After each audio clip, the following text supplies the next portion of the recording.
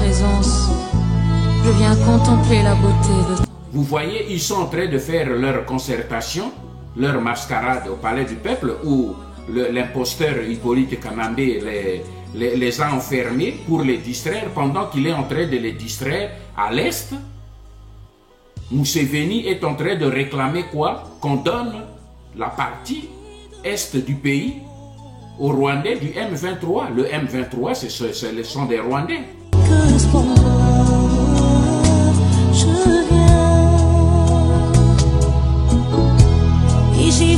Voilà. Les élections vont se dérouler normalement. Kanambe va partir, mais ils disent, et c'est là où je veux attirer votre attention, que les élections n'auront lieu que lorsque le recensement des Congolais sera terminé. Alors, je voudrais quelques minutes attirer l'attention des Congolais sur ce gros piège qui est là-dedans.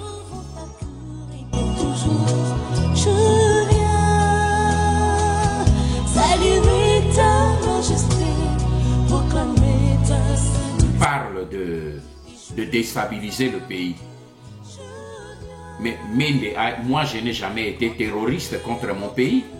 Mais Mende sait qu'il a été terroriste contre la République du Zaïre. Pour te dire des mots d'amour à ton nom de secours, en qui je me retrouve. Et la situation à laquelle nous faisons face aujourd'hui m'oblige à lancer un appel fraternel, patriotique, personnel à mon grand frère, Étienne Tshisekedi. Il n'y a que toi qui me connais, Seigneur.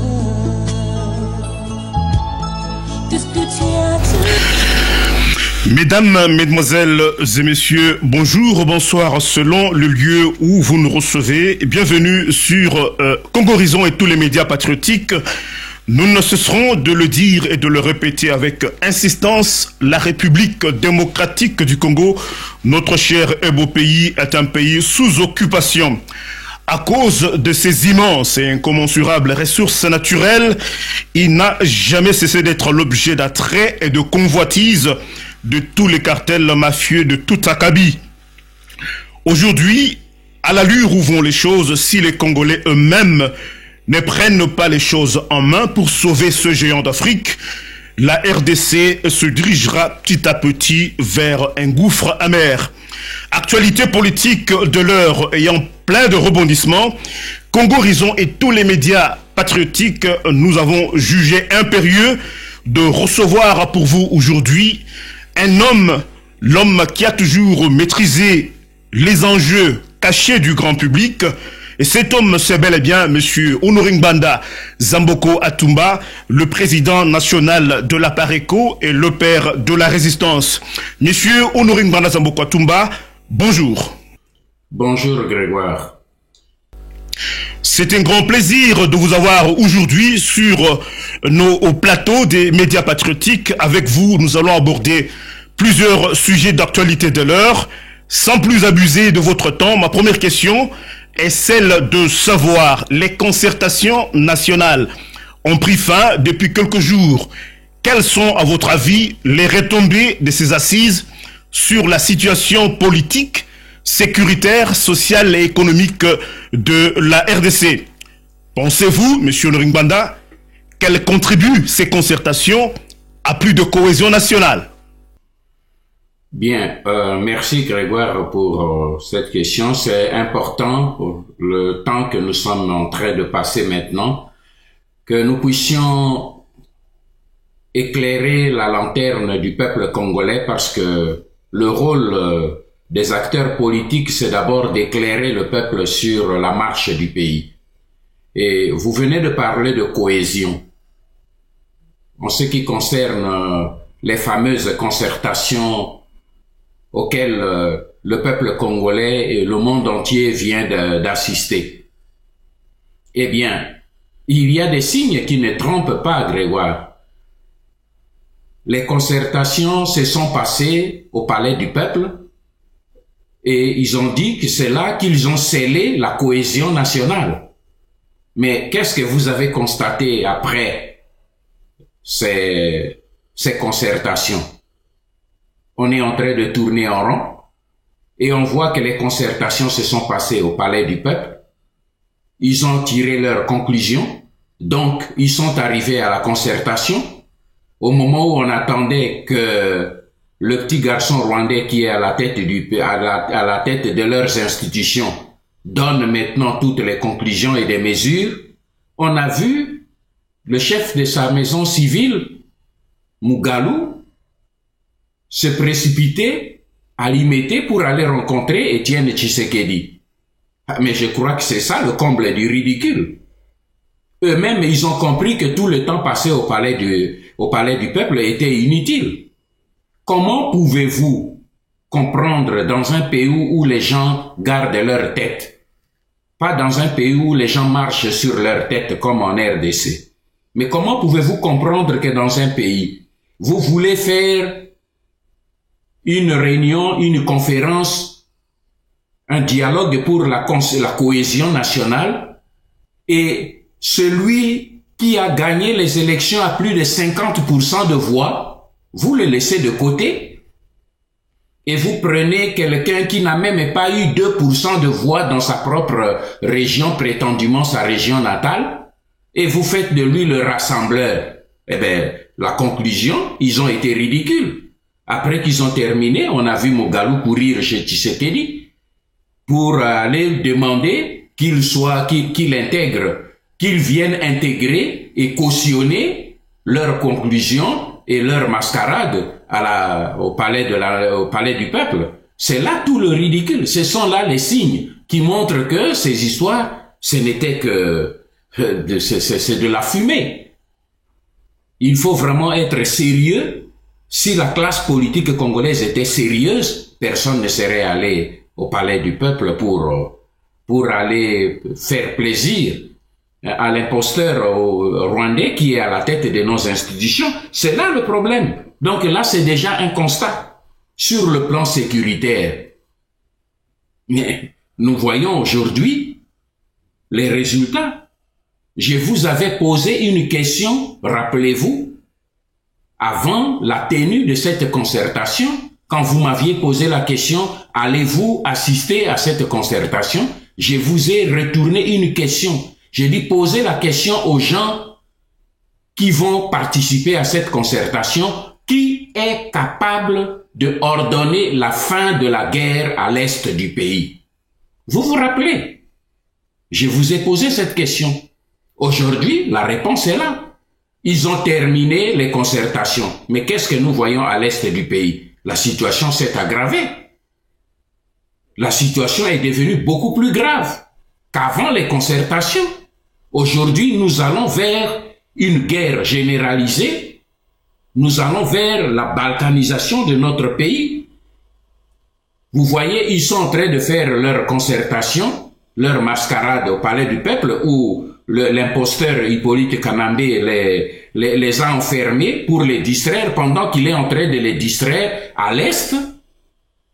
Museveni est en train de réclamer quoi? Qu'on donne la partie est du pays aux Rwandais du M23. Le M23, ce sont des Rwandais. Je suis désolé quand j'entends la classe politique congolaise continuer à utiliser le vocable rebelle. Ce ne sont pas des rebelles. Ce sont des Rwandais qui attaquent notre pays.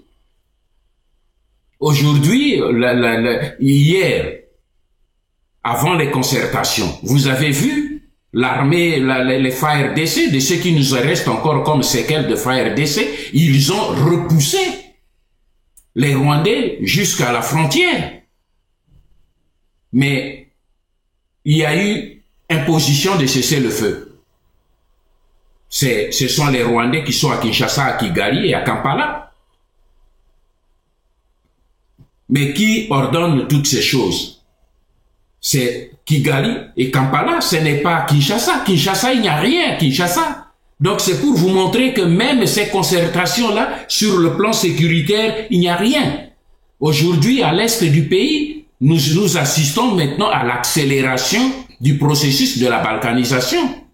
Museveni a demandé très clairement qu'on laisse une partie du territoire à la disposition des Congolais rwandais et des Tutsis congolais. Mais ce vocable de Tutsis congolais est venu d'où? Pourquoi on ne parle pas des Tutsis burundais? Pourquoi on ne parle pas des Tutsis belges, des Tutsis congolais? Il y a aussi des Tutsis aux États-Unis. Il y a aussi des Tutsis en Belgique. Ils sont nombreux. Ils sont en France. Qu'on parle aussi des Tutsis français et tout. Pourquoi des Tutsis congolais? Parce qu'ils sont des étrangers. Dans notre nomenclature, à l'accession de notre pays à l'indépendance, il n'y a pas un peuple Tutsi. Je mets au défi celui qui peut me montrer ça sur le papier, sur les archives administratives. Ça n'existe pas. Mais aujourd'hui, on nous impose ces gens. Et quel est l'impact? Parce que vous me posez la question, quel est alors l'impact de cette concertation sur la dégradation de la situation à l'est du pays? Nul. C'est pour vous dire que aujourd'hui, toute cette histoire n'était qu'une simple mascarade. Je prends un troisième point, parce que je ne vais pas aborder tous les points parce qu'on ne va pas passer notre temps sur cette mascarade inutile. Mais je prends un troisième point sur lequel j'aimerais attirer l'attention des Congolais. Les élections. On veut vous endormir pour dire, voilà, maintenant les concertations ont accepté parce que nous avons fait ensemble une forte pression, une forte campagne contre leur complot de modifier la Constitution, parce que c'était le but initial de cette mascarade, mais à cause de toute la pression qui a été faite à l'intérieur comme à l'extérieur, maintenant qu'est-ce qu'ils ont trouvé comme recette à la fin? Ah voilà, les élections vont se dérouler normalement, Kanambe va partir, mais ils disent, et c'est là où je veux attirer votre attention, que les élections n'auront lieu que lorsque le recensement des Congolais sera terminé. Alors, je voudrais quelques minutes attirer l'attention des Congolais sur ce gros piège qui est là-dedans. Recensement. Qui conditionne l'organisation des élections de 2016. Moi, je ne suis pas pour ces histoires d'élections et tout. Vous le savez bien. Mais je le dis pour les Congolais qui sont engagés dans cette logique-là. Le piège de Kanambe réside dans le recensement. Parce que le recensement qu'ils vont faire, il y a deux gros pièges. Le premier piège dans ce recensement, c'est que ces recensements pourront ne pas avoir lieu et ils n'auront pas lieu avant 2016. Parce que pour qu'il y ait recensement, il faut qu'il y ait la paix. Et tant qu'il n'y a pas la paix, il n'y aura pas recensement. Et la partie qui a le plus besoin de recensement, c'est justement la partie est du pays, où il y a le problème d'identification. Or, eux, ils tiennent la mallette, ils peuvent provoquer la guerre quand ils veulent. Parce que ce que les Congolais et la communauté internationale appellent rébellion, ce n'est pas une rébellion. Nous vous avons prouvé déjà par A plus B que cette mascarade-là, c'est une milice rwandaise. Et aujourd'hui, les États-Unis, comme l'ONU, ont reconnu que cette histoire, c'est une émanation de Kagame. Tout le monde le sait. Donc, quand vous voudrez bien commencer le recensement, ils vont provoquer la guerre. Et tant qu'il y a la guerre, il n'y aura pas recensement. Et tant qu'il n'y a pas recensement, il n'y aura pas élection. L'équation est établie. Croyez-moi ou ne croyez pas moi, vous le verrez. Ceci s'accomplir. Mais nous ne voulons pas aller jusqu'en 2016. Nous devons régler ce problème avant. Mais le gros piège du recensement, que ce recensement ait eu lieu avant 2016 ou après 2016, peuple congolais, il y a un point important. je ne l'avais pas encore relevé à votre intention, mais je le relève aujourd'hui. Il y a eu un crime que Kagame, Kabarebe et Kanambe ont commis dans notre pays, un crime grave.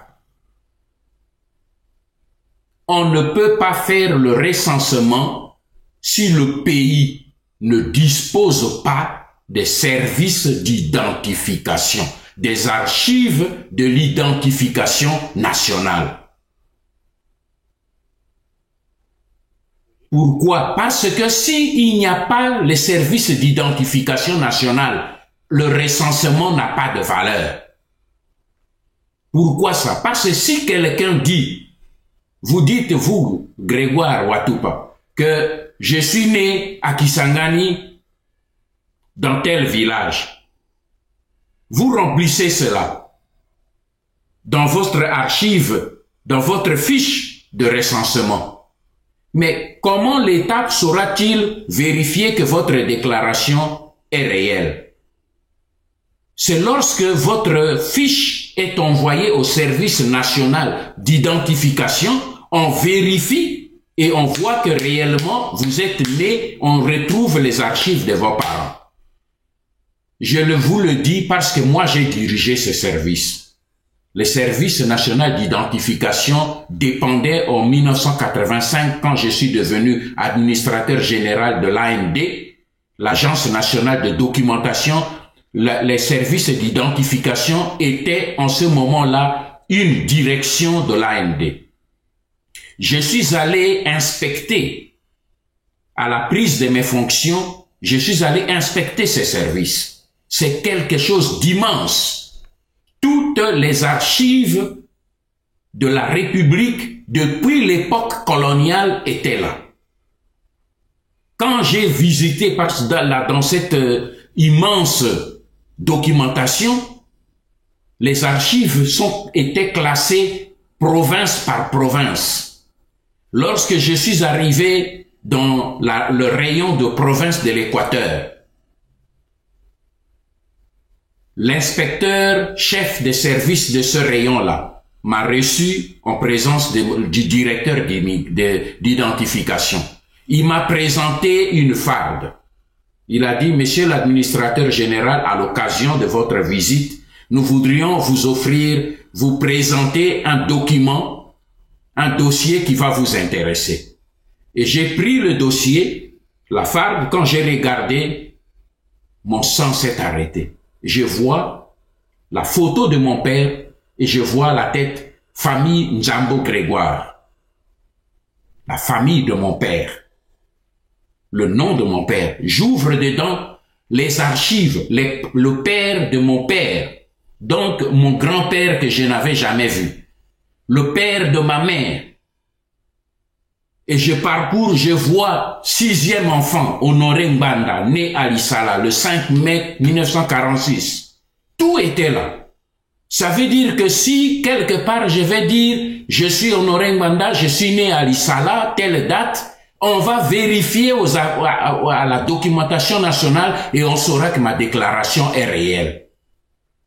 Mais pourquoi je soulève ce problème, mes chers compatriotes? Parce que, en mai 1997, lorsque les troupes de Kagame, dirigées par James Kabarebe, sont entrées à Kinshasa, la première chose qu'ils ont faite, c'est de brûler les archives de la documentation nationale. Allez vérifier ceux qui ont des doutes.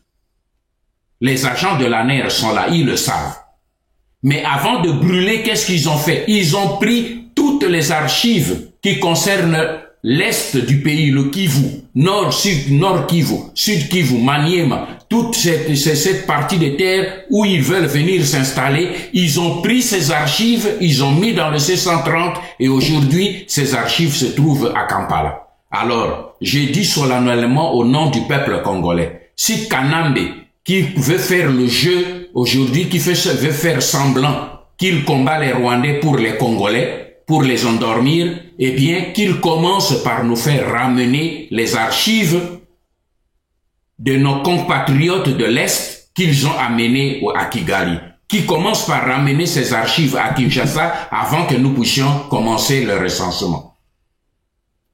La même chose ils ont fait avec les archives qui sont laissées. Pourquoi ils ont pris les archives des ressortissants de l'Est, ils ont amené ça à Kigali? Pour que là-bas, vous avez vu même il y a 200 familles rwandaises qui sont arrivées chez nous. On vous dit que ce sont des Congolais. Et si vous allez voir, ils savent que ceux-ci, on veut les renvoyer à Rutshuru. Ils ont les archives des vrais Congolais qui habitaient Rutshuru. Ils vont leur établir des papiers sur base de ces noms-là pour les renvoyer chez nous.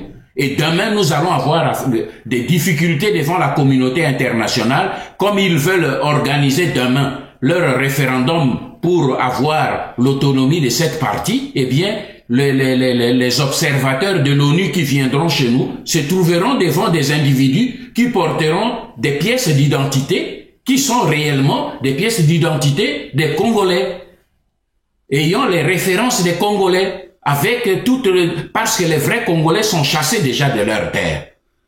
Mes chers compatriotes, il y a un danger. Voilà pourquoi quand un homme comme Minaku va et vous fait la déclaration pour dire, ah voilà, le Kanambe va partir, mais ce sera lorsque les élections se seront déroulées démocratiquement et qu'un autre président que lui sera élu, alors il lui cédera la place. Vous voyez, le message est sibyllin. C'est que pourquoi doit-il insister sur cette transition-là? C'est là que se trouve le venin. Parce qu'ils savent, ils sont en train de préparer leurs argumentations. Ils savent que tant qu'il n'y aura pas élection, tant qu'il n'y aura pas recensement, il n'y aura pas élection. Voilà la vérité. Merci beaucoup, Monsieur Honoré Ngbanda, pour cette réponse. Je sens que la technique semble nous poser problème, comme il y a un écho. Merci beaucoup. Toujours au chapitre des concertations, je voudrais passer à ma deuxième question.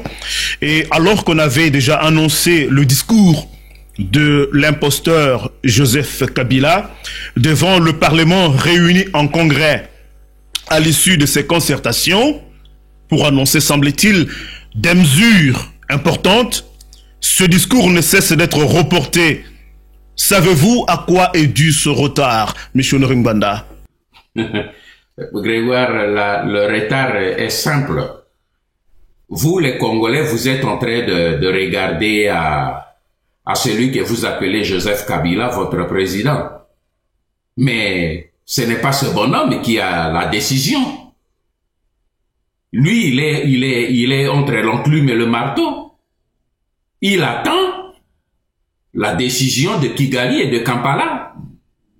Et je vais vous dire la vérité. Aujourd'hui, Kigali et Kampala, ils sont tous aussi entre l'enclume et le marteau parce que les lobbies qui les soutiennent sont divisés. Il y a des lobbies qui sont pour Matata Ponyo, il y a des lobbies qui sont pour Kengo Adondo, il y a des lobbies qui sont pour Kanambe, et au moment où nous parlons, il y a une véritable bataille des lobbies qui sont derrière, qui se disputent, qui ne sont pas encore d'accord sur le poulain qu'ils pourront mettre à la tête. Voilà, la vérité, c'est cela. Kanambe, aujourd'hui, il est en train de chercher avec ses frères qui sont à Kampala et à Kigali comment sortir de l'auberge. Et je vous révèle aussi qu'il y a aujourd'hui, il y a une forte concurrence entre eux et les Rwandais. Entre entre Kanambe, entre Kengo et Ruberwa, il y a une forte concurrence. Nous en parlerons auprès de leur chef, Kagame. Ils sont en train de se battre pour se positionner. Et c'est là que vous voyez que aujourd'hui, ils sont en train de concentrer leur présence à la tête du pays. Je crois que tout ce que nous avons récolté comme résultat, c'est tout simplement cela. Donc, il y a une bataille entre les lobbies puissants qui sont derrière et à l'intérieur du pays, il y a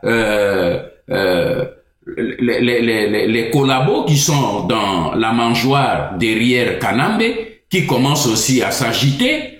Et de l'autre côté, il y a les Katangais qui ont été bernés pendant tout ce temps en croyant que le pouvoir était pour les Katangais, mais le pouvoir n'est pas pour les Katangais, le pouvoir est pour les Rwandais. Et je crois que tout cela commence à sortir à la surface. Et bien, comme on dit, vous pouvez mentir un homme tout le temps, vous pouvez mentir à un peuple un petit temps, mais vous ne saurez pas mentir à un peuple tout le temps. C'est impossible. Et maintenant, Kanambe et ses oies, ils sont en train d'être pris dans leur propre étau. Et je vous dis sincèrement que nous allons maintenant vers un tournant qui est décisif. Et il nous appartient à nous Congolais de pouvoir maintenant nous assumer pour profiter de ce moment, pour stopper ce processus de balkanisation de notre pays. Merci. Merci, monsieur Honoré Ngbanda. Là, nous allons un petit peu passer peut-être au dernier point donc de la première rubrique et entrer aux concertations nationales. La Pareco, votre plateforme que vous dirigez avec brio, vient d'alerter les Congolais au sujet de ce que trame l'imposteur Hippolyte Kanambe, Joseph Kabila et ses complices qui, en guise d'ouverture du gouvernement à l'opposition, s'apprêtent à renforcer le noyautage de nos institutions avec ce qu'on appelle les Kagame's Boys. Notamment, les Congolais ont appris effarés que Léon Lobich, M. Kengo Wadondo, pourrait devenir vice-président de la RDC et que Azarias Rouberoy, vice-premier ministre en charge de la sécurité et de la défense, que peuvent ou que doivent les Congolais pour empêcher ce projet funeste et qu'envisage votre plateforme, l'Alliance des Patriotes pour la refondation du Congo, Pareco en sigle?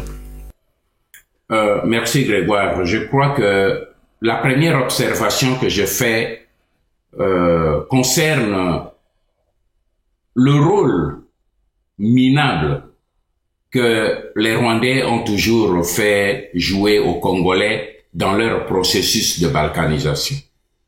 Avant de répondre à la deuxième partie de votre question.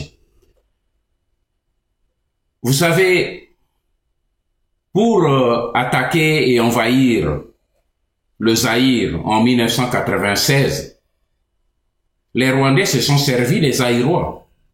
Ils se sont servis de Laurent Désiré Kabila et des autres. Vous avez suivi la déclaration de James Kabarebe dans l'Afrique en morceaux. Il a dit, c'est nous sommes allés ramasser, c'est le verbe qu'il a dit, nous sommes allés ramasser les opposants congolais à gauche, à droite, rapidement pour les mettre ensemble, pour faire crédibiliser notre attaque. Mes frères, c'est un Ngbanda qui le dit. James Kabarebe lui-même l'a reconnu. Kagame l'a reconnu, Museveni l'a reconnu, que les Congolais s'informent tout simplement. Parce qu'on dit que moi je suis trop rigide. Mais ce n'est pas un problème de rigidité, c'est un problème de réalité. Ces gens l'ont fait, ils ont dit, ils se sont servis des Congolais pour envahir notre pays. 1. 2. Ils ont formé la rébellion RCD, qu'ils ont dit rébellion. Mais c'était encore, ils se sont servis des Congolais pour faire passer leur agression sous forme de rébellion. Encore les Congolais. Après, ils sont allés à Sand City pour pénétrer le sommet de nos institutions et installer réellement leur empreinte sur nos institutions. Mais ils sont une fois de plus servis des Congolais. Mais aucun Congolais, j'ai dit ça et aujourd'hui je le répète, personne n'a encore levé le petit doigt pour me contredire, que le Congolais qui a rédigé, qui a conçu, je dis bien le Congolais qui a conçu la solution 1+4 à Sand City et l'a proposé comme solution qui a été adoptée, lève le doigt. Il n'existe pas. La solution est venue de Kigali et de Kampala, en Afrique du Sud. Mais on s'est servi des Congolais pour dire que c'est une décision des Congolais. Et voilà que maintenant, une fois de plus encore, il y a cette fameuse concertation. On s'est servi des Congolais. Et qu'est-ce qu'on a vu comme en San City, à la tête du RCD Goma? Qui était à la tête du RCD Goma à San City? C'était Onosumba. Mais lorsque la réunion de San City a été décidée, Kagame a déplacé Onosumba pour placer Ruberwa. Et il est allé là-bas, il est rentré à la tête de nos institutions comme vice-président chargé de la défense et sécurité. Et il a fait le travail, c'est l'intégration du RCD au sein de nos institutions, des Rwandais du RCD au sein de nos institutions. Voilà qu'une fois encore aujourd'hui, on va faire une concertation et qu'est-ce qu'on voit à la fin? Parce que c'est que nous avons sorti au niveau de l'œil du patriote, nous le tenons dans les milieux même de Kanambe.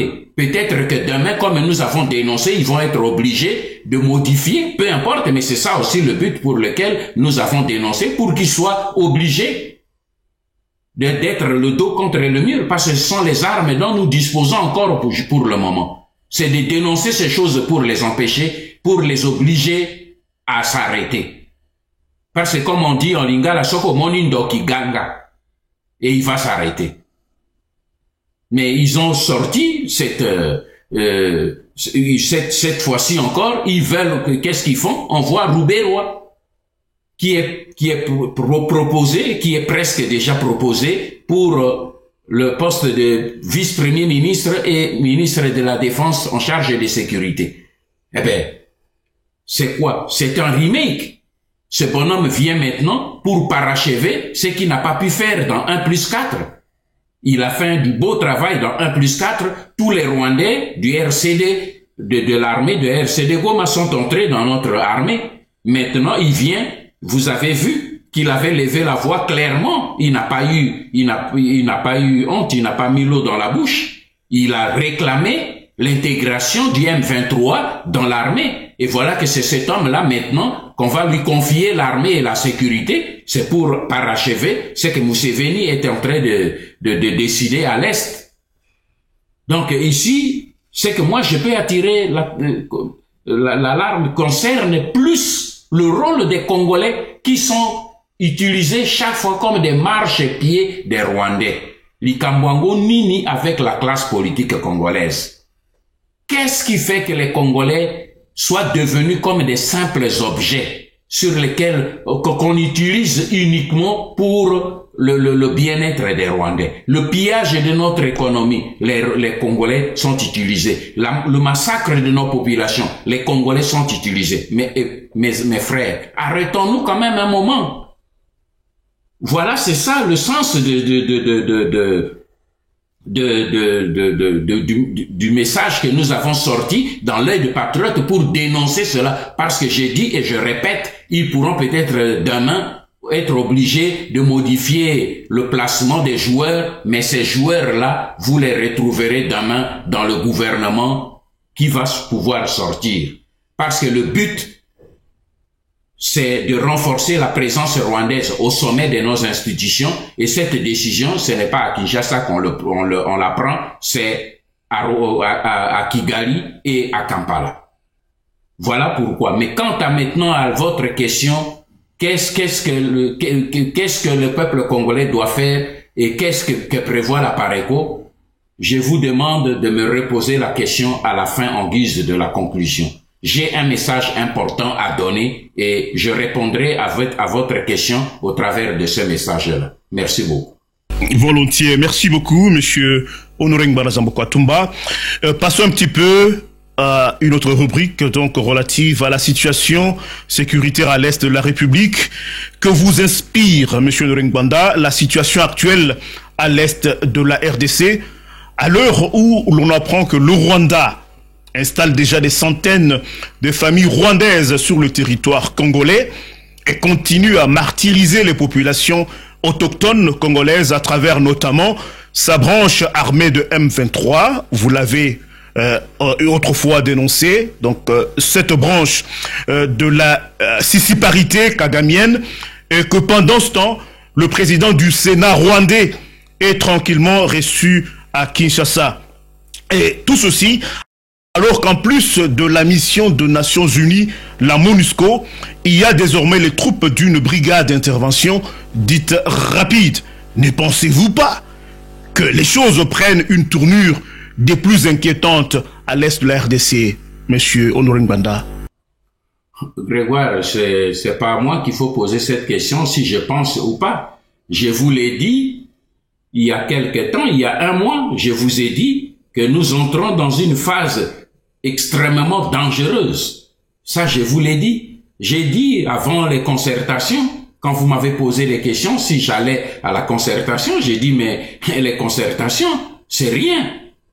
On n'aura rien de ces concertations. Le vrai problème se passe à l'est du pays. Je vous ai dit ça, et je vous ai dit que Kagame et Museveni sont entrés dans la droite ligne pour accélérer le processus de la balkanisation, parce qu'ils se rendent compte qu'ils sont dos au mur. Et pour ça, ils tiennent à réaliser et à accomplir leur projet, et ils vont passer à la vitesse supérieure. Et tous les faits que vous évoquez là montrent que ce que je vous avais dit est exact. Aujourd'hui, la mobilisation militaire en Ouganda comme au Rwanda est au sommet. On n'a jamais connu une aussi forte mobilisation. Le Rwanda fait des grands recrutements jusqu'à recruter des enfants. Si le Rwanda n'est pas en guerre, mais pourquoi il y a cette forte mobilisation pour recruter jusqu'aux enfants soldats? Mais c'est pour dire que maintenant ils sont en train de se préparer. Les Rwandais qui avaient été expulsés de la Tanzanie, ils sont tous maintenant sur notre sol. Il faut maintenant passer à la vitesse supérieure pour régler ce problème. Et quand vous me parlez de la brigade spéciale d'intervention, eh bien, rappelez-vous, je vous ai répondu quand vous m'avez posé la question, quand tout le monde au Congo était en train d'applaudir. Reprenez vos archives, vous retrouverez ma réponse. Je vous ai dit, ne perdez pas votre temps. C'est une distraction. Cette brigade ne fera rien. Ça, c'est de la poudre aux yeux. Eh bien, vous êtes témoin maintenant. Quand on a créé cette brigade, on lui a assigné une mission, et cette mission va terminer au mois de mars de l'année prochaine, donc dans quelques mois. Dans 5 mois, cette mission prendra fin. Mais jusqu'au moment où nous parlons, qu'est-ce qui a été réalisé? Rien. Parce qu'on avait dit que cette brigade, pour laquelle on a sorti des milliards et des milliards de dollars, avait pour but de neutraliser toutes les forces négatives. Et dans la liste des forces négatives, il y avait le M23. Mais qu'est-ce que vous entendez aujourd'hui? Les mêmes responsables de l'ONU, ils sont nombreux chez nous. Ce qui est encore bizarre, comment dans un seul pays on peut avoir 3, 4, 5 représentants d'une même institution? Il y a déjà le responsable de la MONUSCO sur place, mais il y a encore le représentant de l'envoyé spécial du secrétaire général et l'envoyé spécial de l'envoyé spécial du secrétaire général de l'ONU. Mais où est-ce qu'on a vu tout ça? Mais ils sont tous là. Mais qu'est-ce qu'ils ont fait? Maintenant, ils disent, ah non, la crise à l'est du pays, la solution ne sera pas militaire. Mais pourquoi vous avez créé la brigade spéciale d'intervention? C'est la même ONU. Il a créé la brigade spéciale pour terminer avec les forces négatives et après on dit non, maintenant il n'y aura pas de solution militaire. C'est la femme qui est là, la représentante de l'ONU, du secrétaire général de l'ONU. Elle a déclaré que la solution ne sera pas militaire, elle sera politique. Mais pourquoi vous avez décidé la création de la brigade spéciale d'intervention? C'est là.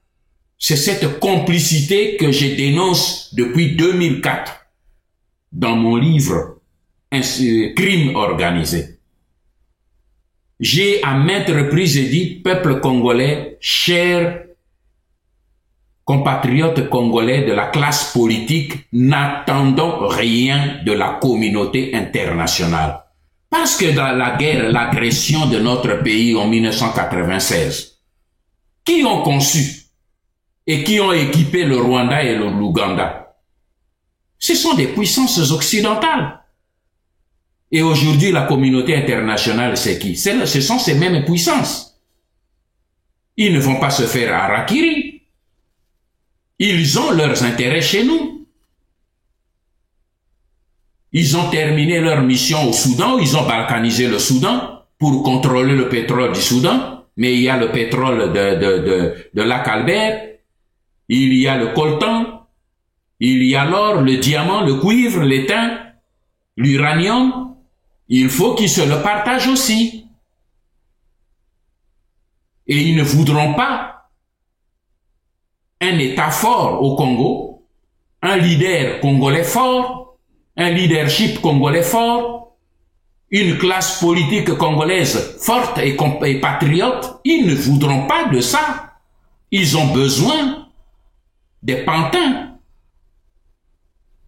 qu'ils peuvent conduire avec des ficelles à partir de leur capitale. Si les Congolais ne comprennent pas ça, ils ne comprendront rien. C'est là la réalité. Vous avez vu l'ONU a décidé de déménager de Kinshasa pour aller à l'Est. Mais dans tous les pays, même au Zaïre, quand le pays était attaqué à Lubumbashi, on a vu Mobutu déménager pendant 6 mois à Lubumbashi. Mais depuis que notre pays est attaqué à l'est du pays des années, cette guerre prend de l'ampleur. Kanambe survole la ville de Goma pour aller à Kampala. Il ne fait même pas escale. Vous voyez dans les pays d'Europe où nous sommes, quand il y a un accident de train,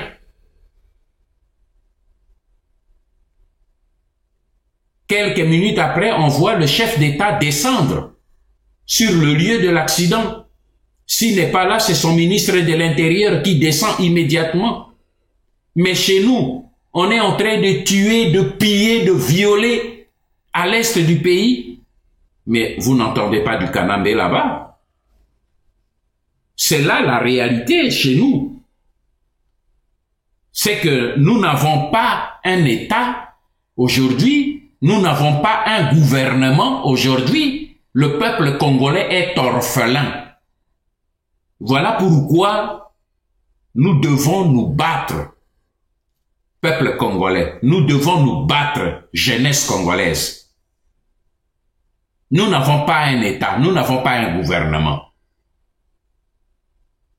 Nous n'avons que nous-mêmes. Et nous ne pouvons pas baisser les bras. Nous devons faire tout pour arrêter ce processus.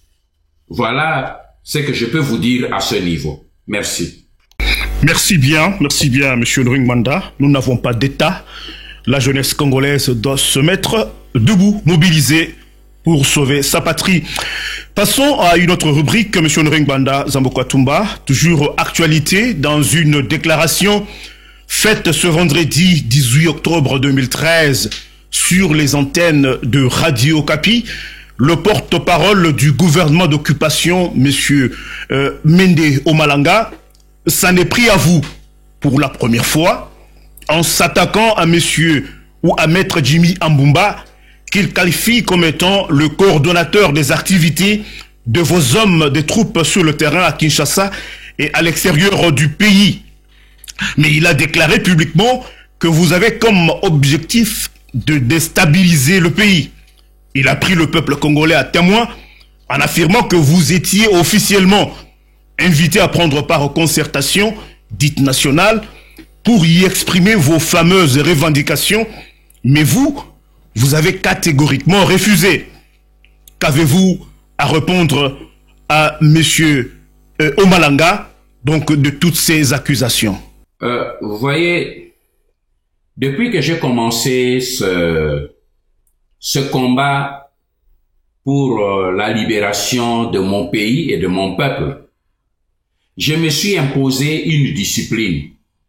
C'est de ne pas m'attaquer aux Congolais, de ne pas m'attaquer au cadre politique congolais, mais de concentrer l'esprit des Congolais, l'attention des Congolais sur les vrais ennemis que sont les Rwandais qui occupent notre pays et qui veulent balkaniser notre pays avec le soutien des puissances extérieures occultes qui sont derrière lui.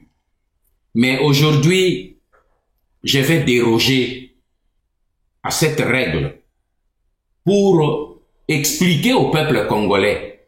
Je vais prendre un cas seulement, le cas de Mende. Je vais lui répondre. Je n'ai pas l'habitude de répondre aux Congolais. Mais à Mende, je vais répondre parce que c'est l'incarnation du mal dans ce processus d'occupation de notre pays. Je peux comprendre que vous puissiez accepter d'être collabo pour nourrir votre femme et enfants, mais lorsque vous dépassez les mesures jusqu'à compromettre l'intégrité du peuple congolais, de l'intégrité de la nation, du territoire congolais et la souveraineté du peuple congolais, je crois que il est temps qu'on puisse faire un peu de la lumière. Moi, je voudrais prendre quelques minutes pour dire au peuple congolais qui est Mende. Il a dit que moi, je veux déstabiliser le pays. Je ne sais pas ce qu'il appelle déstabiliser le pays. Quand on veut libérer le pays, Mende appelle cela déstabiliser le pays. Parce qu'il estime que le pays est stable. Que tout ce qui se passe à l'est du pays, c'est le peuple est en paix, tout le monde est en paix. Mais si moi je voulais déstabiliser le pays, comme lui le dit, mais j'aurais plutôt accepté de diriger le RCD, où lui il a été ministre à l'intérieur. Moi, si j'avais accepté, j'aurais été le patron de Mende à la tête du RCD Goma. Mais moi, j'ai refusé parce que je ne pouvais pas accepter de diriger une action qui versait le sang du peuple congolais. Mais Mende à l'intérieur du RCD Goma, il a commis des crimes. Le RCD Goma porte le sang du peuple congolais entre ses mains. Mende, qui était en même temps, qui se faisait pratiquement le porte-parole, mais il a défendu les Rwandais qui avaient enterré les femmes congolaises vivantes, qui ne pensent pas que nous avons enterré ce dossier. Les femmes congolaises ont été enterrées vivantes, mais nous, on n'a pas enterré le dossier. Mende a défendu les Congolais qui ont pilé les enfants congolais. Mais Mende les a défendus. Il a couvert ses crimes. Nous avons les archives de ces déclarations. En 1998, Mende, avec le RCD Goma, vous avez été à Kinshasa. Il y a eu coupure de courant.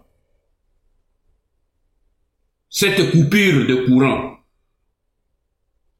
qui s'est faite par un certain commandant Dieudonné Kabengele, qui est aujourd'hui à Londres, a entraîné la mort des dizaines de bébés dans les couveuses, a entraîné la mort de plusieurs malades dans les hôpitaux. C'est ça la déstabilisation. C'est ça verser le sang congolais. Quand Mende dit que demain, le peuple, il veut prendre le peuple congolais à témoin. Mais nous allons prendre le peuple congolais à demain. Monsieur Mende doit savoir que demain, nous prendrons le peuple congolais à témoin pour savoir qui est qui. Quand moi, j'ai dit et je répète que à la fin, après la libération de notre pays, nous devrons faire ce que l'Afrique du Sud a fait. Enquête, vérité et réconciliation. Au Congo, nous devrons savoir qui a fait quoi. Mende parle de déstabiliser le pays. Mais Mende, moi je n'ai jamais été terroriste contre mon pays. Mais Mende sait qu'il a été terroriste contre la République du Zaïre. En 1980, Mende était où? Dans les années 80, Mende était où? Il était à Kampala. Il entretenait les terroristes zaïrois qui étaient formés en Libye par Kadhafi. Il avait créé une fausse association humanitaire, Msadi, à Kampala, pour recevoir l'argent de Kadhafi, entretenir les terroristes pour venir mener des actions dans notre pays. Moi, je n'ai jamais mené une action terroriste contre mon pays. Mende a mené des actions, il a posé des bombes à la cité de la Voix du Zaïre, en compagnie de celui qui est maintenant Abdoul Kika, qui est aujourd'hui dans la DGM, et de Popalo Sembe. Mende a posé des bombes à la cité de la Voix du Zaïre. Il s'est enfui, il est arrivé en Europe, il a reconnu devant la presse que c'est lui qui a posé la bombe. Mais les archives existent, Mende. À qui le peuple congolais demandera des explications demain? Moi, Mende, il est en train de chanter tout le temps. Banda a été moboutiste, comme si j'étais le seul qui a été à côté de Mobutu. Mais moi, j'ai servi le président Mobutu. Mais Mende a été le mouchard de Mobutu. Il a été mouchard de Mobutu quand il était opposant à Bruxelles. Il recevait l'argent des services de renseignement. Mokolo est là, à Kinshasa. Il est vice-président du Sénat. Il était patron des services extérieurs à l'époque. Il le sait. S'il ne veut pas le couvrir, il le sait. Nous étions là des agents. Moi, j'ai été à Bruxelles. Je voyais cela passer. Mende était le mouchard des services contre les opposants congolais à Bruxelles et à Paris, contre les Mongouya et tout ça. C'est lui qui donnait les informations sur eux. Mende a été le mouchard de Lussor et alliés pendant la conférence nationale souveraine. Mende a été le mouchard de Lussor et alliés.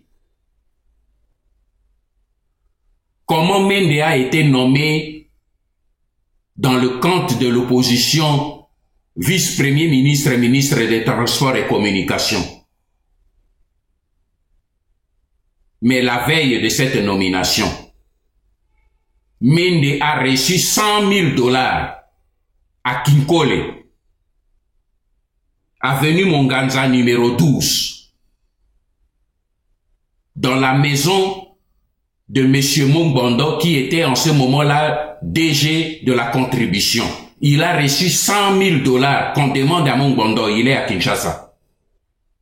Il est encore là, je ne sais pas ce qu'il est aujourd'hui. Mais il est vivant. Mende, vous avez reçu 100 000 $ pour être nommé vice-premier ministre dans le compte de l'opposition pour servir Mobutu la nuit.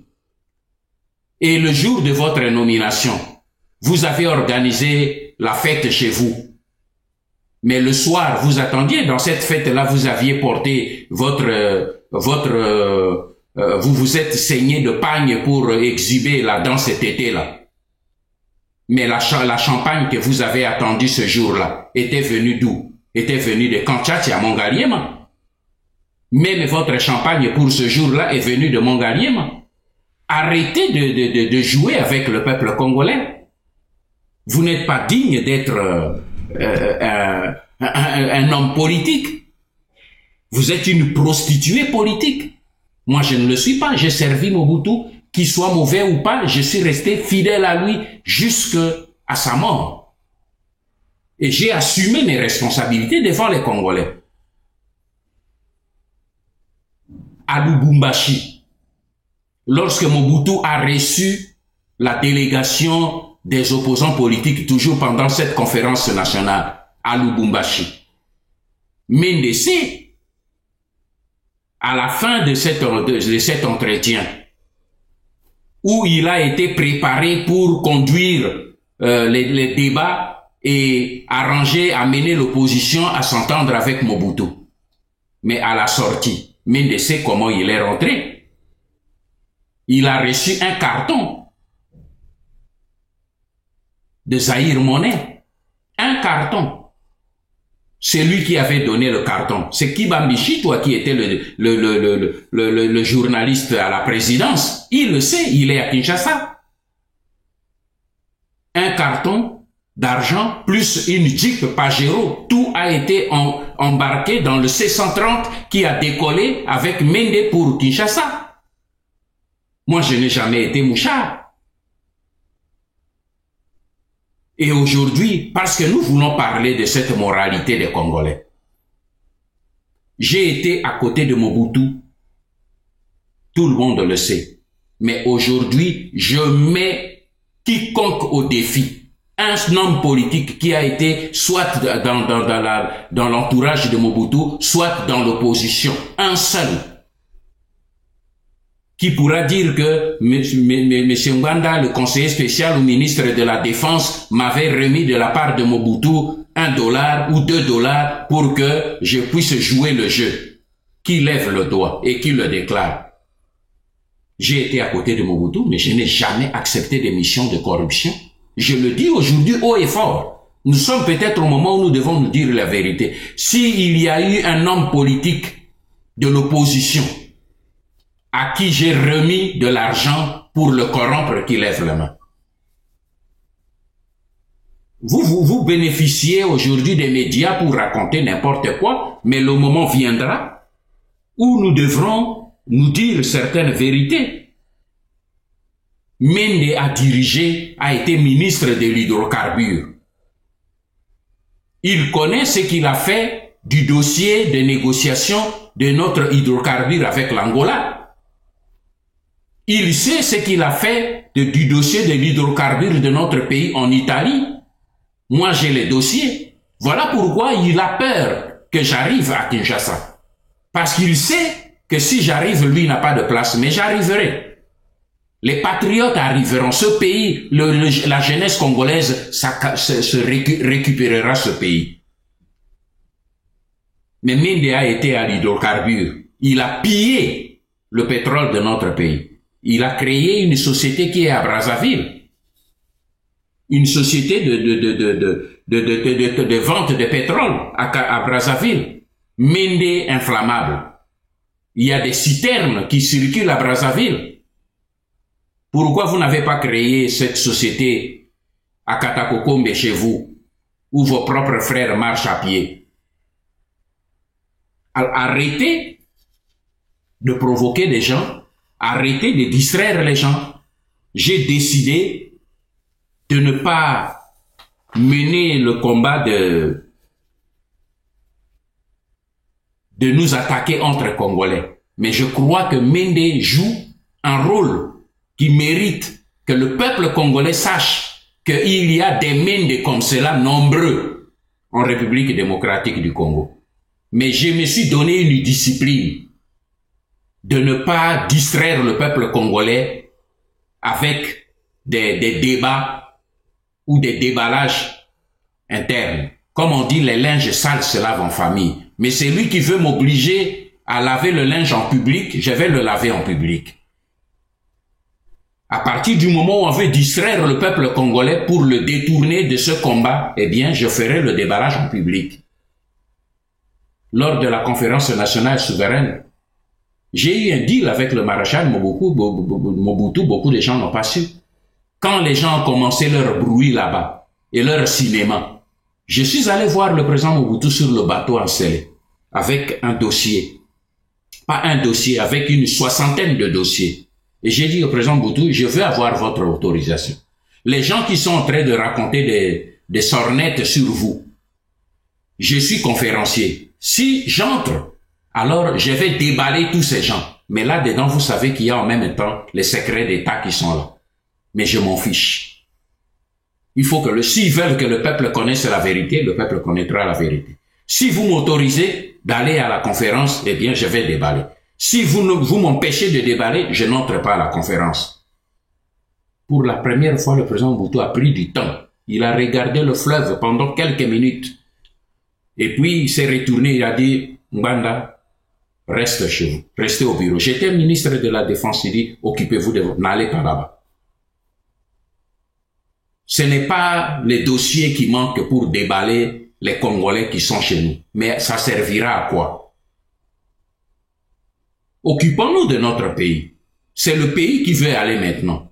C'est le pays qui va à volo. C'est notre pays que les étrangers veulent prendre. Voilà pourquoi je me suis donné la discipline de ne pas m'attaquer à mes frères congolais, mais de m'attaquer aux étrangers. Mais quand un Congolais dépasse les limites pour déranger et obnubiler tous les Congolais tout le temps, aujourd'hui, Mende est en train de crier les Rwandais, mais ces Rwandais, il les connaît depuis quand? Mais ce sont les Rwandais du RCD Goma, qui a donné naissance au CNDP, qui a donné naissance au M23. Mais ce sont vos Rwandais, Mende. Quand vous dites aujourd'hui, nous combattons les Rwandais, mais quels Rwandais? Mais c'est vous. Ce sont les Rwandais que vous avez servis. C'est Kagame dont vous servez jusqu'aujourd'hui encore de mouchard, comme vous l'avez fait contre les Congolais qui étaient dans le RCD. Alors arrêtons ce jeu-là. J'invite simplement le peuple congolais, regardons de l'avant. Les Mende comme cela, il y en a des centaines. Mais nous n'avons que faire de demain. Comme il a dit, le peuple congolais jugera. On saura demain qui a fait quoi. Merci beaucoup. Merci, monsieur Honoré Ngbanda Samboko Atumba. Il y a un petit retour qui est sur notre ligne. Je pense que la technique va s'y atteler pour que nous ne puissions pas avoir de problèmes qui pourraient entamer notre entretien qui se passe très bien. Nous tendons presque à la fin de notre entretien, mais avant d'en arriver là, l'Apareco, votre plateforme, vient d'annoncer la nomination d'un nouveau porte-parole et d'un nouveau secrétaire général adjoint en charge de l'idéologie. Alors, qu'est-ce qui a motivé le comité national de l'Apareco dans ce choix? Et nous parlons, bien sûr, santé Apareco. Bien, comme vous savez, Grégoire, vous êtes cadre de l'Apareco. Nous sommes dans un tournant extrêmement grave pour notre pays. Et cela nous oblige à resserrer les rangs pour la mobilisation de tous les cadres et de toute la base de l'Apareco, et au-delà de cela, de tous les résistants congolais pour faire face aux grands enjeux du moment.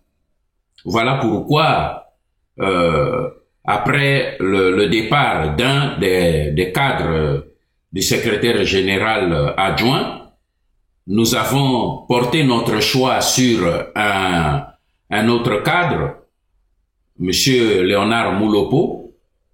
Vous savez, ce n'est pas quelqu'un que je peux encore présenter aujourd'hui. Il est très bien connu. C'est quelqu'un qui est fortement expérimenté. Il a été avec Laurent Désiré Kabila. Il a une longue expérience de la lutte. Et c'est un patriote avéré. On ne le présente plus aujourd'hui. Et nous avons estimé que aujourd'hui le moment est là pour que il apporte ses services à cette position-là. Et le rôle du porte-parole, nous avons voulu le confier à un autre cadre qui est déjà secrétaire général adjoint, Amis Kilosho. C'est un journaliste de formation. Il a la charge de la communication et il est tout à fait normal qu'on lui accorde aussi le rôle du porte-parole de notre alliance. Et alliance qui se porte absolument bien. Nous nous battons, nous mobilisons. Plus que jamais, nous avons besoin d'aller de l'avant. Et je crois que ceux qui ont les yeux voient. L'Apareco se bat et se porte bien à son intérieur.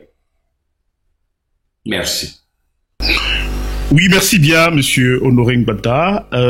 Puisque nous parlons santé à Paréco, et vous aviez évoqué le cas d'un départ. Donc, bien que vous soyez resté silencieux jusque-là sur le départ de Monsieur Paul Rigobert Akanga de la Paréco, auriez-vous un commentaire à faire sur ce départ de quelqu'un qui vous a été très très proche, comme tout le monde le sait? Non, je ne vois pas pourquoi je devrais avoir un commentaire à faire. Vous avez utilisé le passé et je crois que vous avez tort. Ce n'est pas quelqu'un qui m'a été très proche, c'est quelqu'un qui m'est proche parce que on ne choisit pas la famille. Mais j'ai toujours eu une ligne de conduite de ne pas commenter les départs. Vous savez que il y a eu déjà dans le passé le départ d'un membre, un cadre fondateur de la Paréco, parce qu'il y a eu 4 fondateurs de la Paréco, ceux qui ont signé l'acte fondateur de la Paréco. Il y a Ngongo Luowo, Ebama Alphonse, Faustin Chungu et Honoré Ngbanda. Ce sont les 4 cofondateurs de la Paréco qui ont signé les actes fondateurs de la Paréco dont les documents se trouvent dans les archives officielles de l'État français. Donc je disais qu'il y a eu déjà le départ d'un vice-président, cofondateur de la Paréco, Ngongo Luowo. Vous ne m'avez jamais entendu commenter son départ. Il y a eu d'autres départs de capital, il y a eu des départs même des gens qui ont fait du bruit comme Makoloko Tambola et tout. Vous n'avez jamais entendu un commentaire de ma part. Le seul commentaire que j'ai fait, c'est pour le départ de Chungu, parce que ce n'est pas lui qui est parti, c'est le comité national qui l'a exclu, et parce que c'est le comité national qui l'a exclu, je devais d'expliquer pourquoi nous avons pris la décision. Et là, j'ai commenté le départ pour expliquer pourquoi cela a été fait. Mais pour le reste, la Paréco, ce n'est pas une affaire familiale. Mon fils qui était venu, il était venu pas comme mon fils, mais comme un cadre. Il a décidé de pouvoir partir. On doit lui reconnaître sa liberté et de faire sa décision comme tous les autres. Et comme j'ai respecté la décision de tous ceux qui sont partis, je me dois aussi de respecter sa décision. Mais il reste mon enfant. Il reste membre de la famille. On ne choisit pas ça. Merci beaucoup. Et voilà, là nous sommes arrivés presque à la fin de notre entretien, mais compte tenu de la gravité de la situation qui prévaut dans notre pays, la République démocratique du Congo, M. Honoré Ngbanda, est-ce que vous avez voulu tout à l'heure que je vous laisse un temps pour que vous lanciez un message important à la classe politique congolaise? Je vous en donne l'occasion, M. Honoré Ngbanda. Merci Grégoire. Je n'ai pas dit que je lançais un message à la classe politique congolaise. J'ai dit j'ai un message important à la fin. Parce que ce message, je ne le lance pas à la classe politique congolaise. Je vais peut-être surprendre beaucoup de gens, mais c'est quelque chose que je fais de tout mon cœur et avec toute mon âme. La situation de notre pays est très, très, très grave. Nous sommes arrivés à un tournant extrêmement décisif et capital pour l'avenir de notre pays. Et la situation à laquelle nous faisons face aujourd'hui m'oblige à lancer un appel fraternel, patriotique, personnel à mon grand frère, Étienne Tshisekedi. Cet appel, je vous le lance, grand frère Tshisekedi, pas en tant que président de l'UDPS. Ce n'est pas le président de la Paréco qui parle au président de l'UDPS, c'est Honoré Ngbanda qui s'adresse à Étienne Tshisekedi. parce que l'heure est grave. Je veux d'abord vous féliciter pour la réponse que vous avez donnée à Mugalu. Ne me posez pas la question comment vous le savez. Vous connaissez mon métier. Je suis au courant du contenu de l'entretien qui s'est passé entre vous et Mugalu. Et j'ai été fier parce que je tremblais de tout mon corps. Je me suis dit, si on va encore se servir d'Étienne Tshisekedi, cette fois-ci comme marchepied, alors le pays est foutu.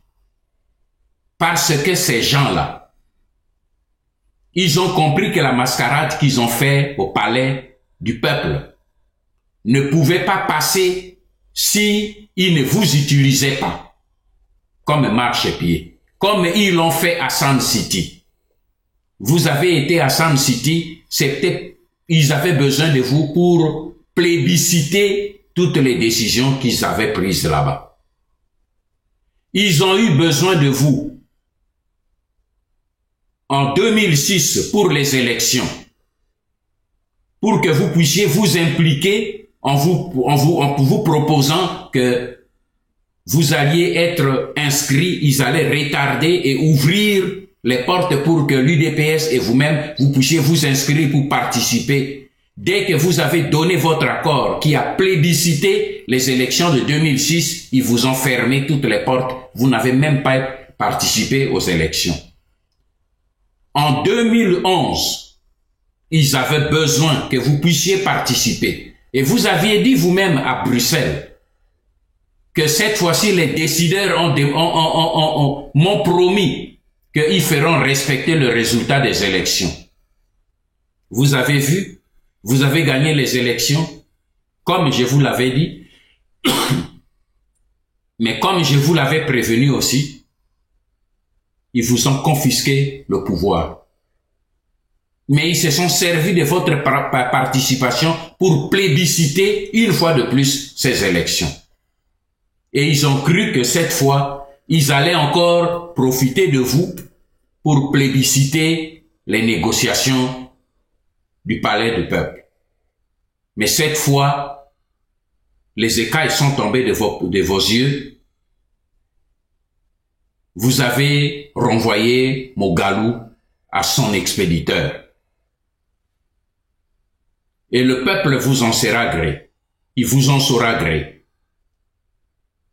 Mes grands frères, aujourd'hui, il ne suffit pas de leur dire non.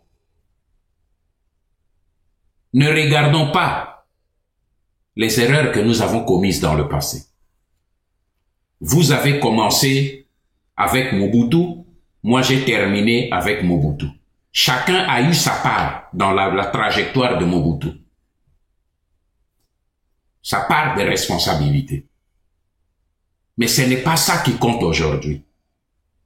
Hier, pendant la conférence nationale souveraine, vous avez fait face à Mobutu, qui est votre frère congolais.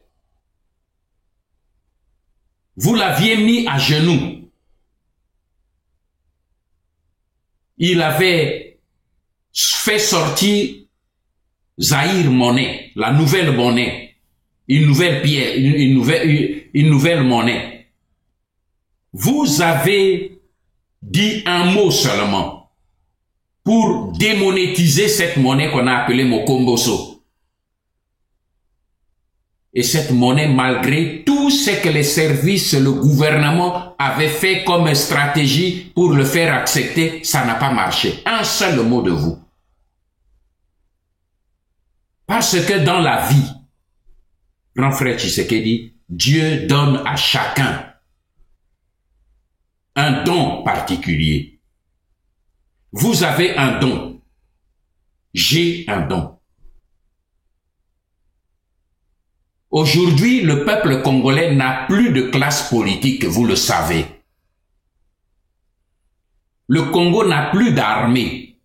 Le Congo n'a plus d'État. Et vous savez qu'à l'Est, le Rwanda et l'Ouganda passe à la vitesse supérieure pour balkaniser notre pays. Il vous appartient aujourd'hui, Kouloutou, de dire un mot au peuple congolais. C'est un don que Dieu vous a donné. Vous êtes partis aux élections. Nous avons causé à deux au téléphone avant les élections. Je vous ai dit, grand frère, je vous aiderai dans mon domaine pour vous protéger et pour mobiliser les hommes. Vous connaissez le résultat. Le résultat a été positif. Vous avez gagné les élections. Mais les occupants qui sont dans notre pays ne donneront jamais le pouvoir aux Congolais. Jamais. Et vous, vous êtes Congolais. Moi, je suis Congolais. Ils ne nous donneront jamais le pouvoir. Nous devons l'arracher. Et aujourd'hui, ce pouvoir que nous devons arracher, ce n'est pas Tshisekedi, ce n'est pas Mbanda, c'est le peuple congolais qui doit l'arracher. Voilà pourquoi votre rôle est important dans la stratégie d'ensemble que nous devons mettre sur pied pour sauver ce pays.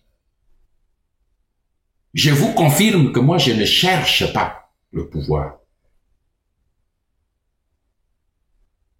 Ce qui importe, c'est que nous puissions aujourd'hui arracher le pays de la griffe, des griffes des étrangers. C'est ça qui est important. Et grand frère, je vais vous rappeler et paraphraser un homme, un grand frère, qui peut nous servir d'exemple parce qu'il a lutté comme vous et moi. Martin Luther King. Il a dit une phrase.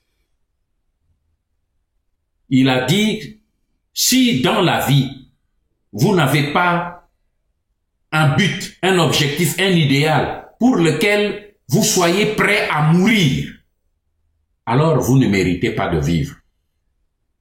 Je crois qu'aujourd'hui, vous et moi, nous avons un idéal. C'est le peuple congolais. Si nous ne sauvons pas ce peuple aujourd'hui, l'histoire nous jugera. Parce que nous avons le potentiel ensemble de sauver ce peuple. Si Dieu vous a fait passer au travers certaines situations, et si Dieu m'a fait passer au travers de certaines situations, c'est pour un temps comme celui d'aujourd'hui. Vous le savez. Je le dis aujourd'hui haut et fort, pour que les gens comprennent que il y a des choses que Dieu fait et il sait pourquoi il le fait. Vous savez très bien lorsque vous avez tenu le meeting, votre première sortie de l'UDPS au pont Cabu, là où se trouve aujourd'hui le stade des Martyrs, vous avez été frappé par les militaires avec des cordelettes à la tête. Le sang coulait de partout.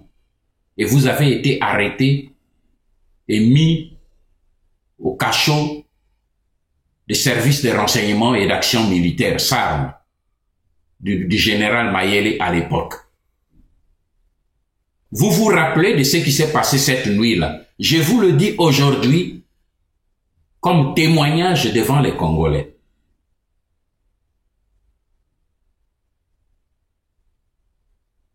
Vous avez été mis en prison, dans le cachot, cette nuit-là, dans le cachot chez Mayele. La même nuit,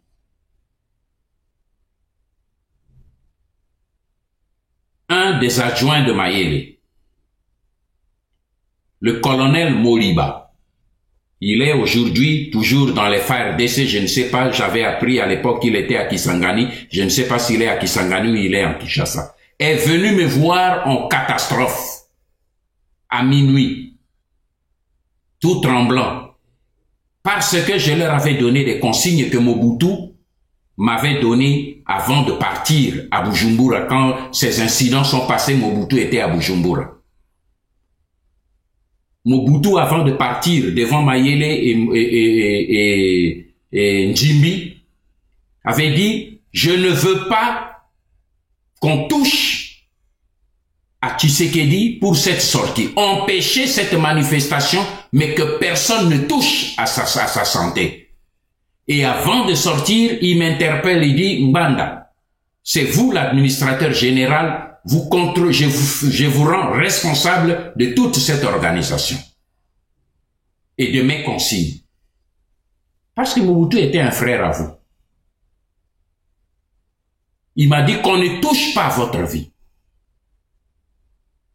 Cette nuit, Moliba, le colonel Moliba est venu me voir et il m'a dit, patron, nous venons d'assister de terminer la réunion chez nous à Saron. Notre chef m'a donné des instructions pour que le lendemain matin, je me rende au centre de dépistage de Mamayemo chez les Sidéens pour prendre le sang d'un Sidéen, de ramener ça pour que le matin, nos infirmiers puissent mélanger avec de mercurochrome pour soigner le plaie de Tshisekedi. Vous comprenez ce que cela voulait vous dire? Voulait dire, c'est injecter le virus de sida. Quand Moliba m'a dit cela, je lui ai dit, rentrez dormir, laissez-moi le dossier. Il a voulu insister, qu'est-ce que je dois faire demain matin? J'ai dit, allez dormir, laissez-moi le dossier. Il est parti et immédiatement, j'ai appelé mon adjoint, Augustin Bielo, qui était administrateur général adjoint chargé de l'intérieur. Je lui ai dit, allez immédiatement chez Mayele, récupérer Tshisekedi et ramenez-le immédiatement dans vos services à la Gombe. Et que personne ne le visite, que personne ne le touche, jusqu'à nouvel ordre. Je crois que vous vous rappelez bien, vous n'aviez pas su pourquoi la nuit, on vous avait transféré des armes à l'AND. C'était pour ça. Et dans la prison de l'AND, le matin, j'ai fait venir le médecin des services, Dr Samba. Je lui ai donné des instructions qui devaient s'occuper personnellement de soins pour vous et que personne ne vous touche jusqu'à la cicatrisation de ces plaies. Pourquoi Dieu vous a fait passer par là? C'est pour un temps comme celui-ci. Mobutu était votre frère. Mais dans votre combat, vous êtes politique, vous n'avez pas fait de cadeaux. Pourquoi aujourd'hui vous devez avoir peur de faire appel au peuple congolais comme vous l'avez fait pour la monnaie Mokomboso, pour que le peuple se lève pour qu'on en finisse avec cet homme? Voici l'appel que je vous lance aujourd'hui, devant Dieu et devant le peuple congolais. Parce que j'ai un potentiel et vous avez un potentiel. Si nous nous mettons ensemble, nous allons en finir parce qu'aujourd'hui, les militaires de partout sont excédés. Mais ils ont tous, presque tous, le système est complètement verrouillé. Ils ont tous des Rwandais à leur tête pour les surveiller. Même quand un Rwandais est adjoint, c'est celui qui contrôle. Et beaucoup disent, aujourd'hui nous ne pouvons pas agir comme dans d'autres pays. Mais il faut qu'aujourd'hui nous ayons un mouvement d'ensemble avec le peuple et nous serons avec le peuple. Vous avez ce potentiel et nous avons un potentiel. Ne regardons pas aux erreurs du passé. Les spectateurs, à la fin d'un match, ils ne font pas le compte des chutes d'un joueur sur le terrain. Ils ne tiennent pas compte des nombres de buts ratés, mais ils tiennent compte des nombres de buts qui ont donné la victoire. Il n'y a que ceux qui ne mènent pas l'action qui ne commettent pas d'erreur. Mais ceux qui sont sur le terrain du combat, sur le terrain du sport, c'est ceux-là qui tombent dans la boue, qui mouillent et qui salissent leur maillot. Un joueur n'a pas peur de salir les maillots, parce que les chutes font partie du combat. Les chutes font partie du jeu. Les erreurs du passé ne comptent pas.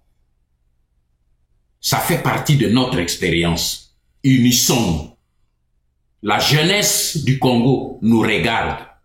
Le peuple congolais nous regarde. Voilà pourquoi aujourd'hui, j'ai voulu prendre mes responsabilités et mon courage malgré, je ne parle pas au président de l'UDPS parce que tout autour de nous, il y a toujours des gens qui n'ont pas reçu l'appel que le leader a reçu. Vous êtes un leader. Vous avez un appel pour ce pays. Moi, j'ai un appel pour ce pays. Que tous ceux des autres leaders qui croient avoir reçu un appel pour ce peuple congolais se mettent debout pour que nous nous mettions ensemble. Parce que le moment est venu, c'est l'heure de la vérité. Si nous n'agissons pas aujourd'hui, ce sera trop tard. Les Rwandais sont déterminés, les Ougandais sont déterminés et les lobbies qui les soutiennent sont déterminés à prendre notre sol. Et si nous ne faisons rien aujourd'hui, demain, nos générations ne nous pardonneront pas. Et comme Mardoché avait dit à sa nièce, qui sait si ce n'est pas pour un temps comme celui-ci que vous et moi et les autres, nous sommes là où nous sommes. Et si nous ne faisons rien, Dieu utilisera d'autres gens. Mais quel nom et quelle signature laisseras-tu dans l'histoire? Parce que dans tout ce que nous faisons, comme dit la Bible, mieux vaut la fin d'une chose que son commencement. Quelle que soit la manière dont nous avons démarré, cela ne compte pas. Ce qui compte, c'est la manière dont nous allons terminer la course. Même si dans la course, nous étions à la queue leu, mais ce qui est important, c'est que dans le marathon, nous puissions arriver le premier sur la ligne d'arrivée. Voilà l'appel que je vous fais au nom des enfants, des mamans, des papas, du peuple congolais, qui est aujourd'hui sans État, sans classe politique. Voilà pourquoi j'ai apprécié la réaction de mon vice-président quand il a refusé dernièrement de donner un message à la classe politique. Je ne donne pas un message à la classe politique. Je vous donne ce message à Étienne Tshisekedi d'être debout, de parler, de faire de lever ce peuple pour qu'ensemble nous puissions défendre notre pays, défendre les générations présentes pour préparer l'avenir à la génération future. Que Dieu vous bénisse et que Dieu bénisse la République démocratique du Congo. Merci bien, merci bien. Qui commence bien, finit bien. Mieux vaut la fin d'une chose que son commencement. Message pathétique de M. Honoré Ngouanda Zambo Kwatumba. Ça a été un grand plaisir de vous avoir sur nos antennes aujourd'hui. Au nom de toute l'équipe de Congorizon et tous les médias patriotiques, nous vous remercions de tout cœur pour votre disponibilité. Nous ne manquerons pas de revenir vers vous chaque fois que les enjeux le requièrent. Encore une fois, M. Honoré Ngouanda Zambo Kwatumba, nous vous remercions. Et au nom de tous les auditeurs et téléspectateurs de nos médias patriotiques, nous vous remercions de votre disponibilité. Et moi, Grégoire Watoupa, je dis au revoir. Merci beaucoup.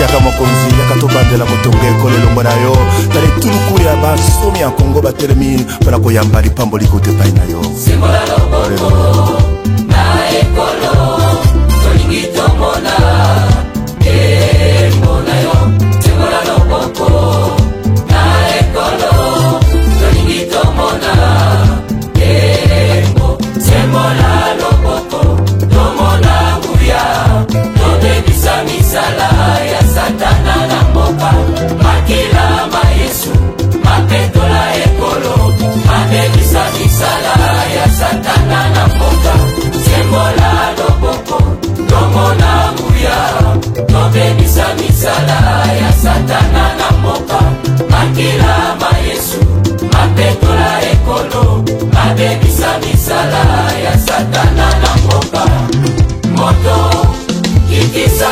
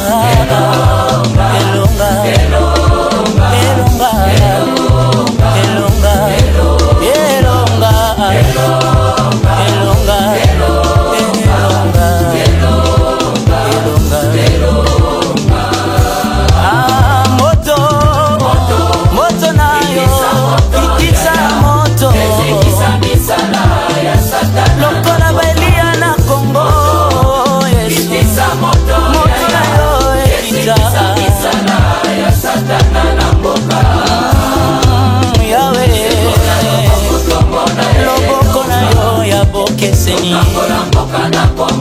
na kombo ya Yesu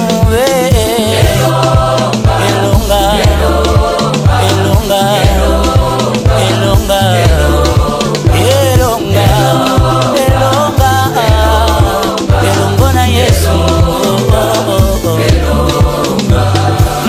tobeleli moto kitisa moto na yo liboso baprofeta bala Kongo toyeba konzanzambe sembola loboko mobali ya bonzambe tokambo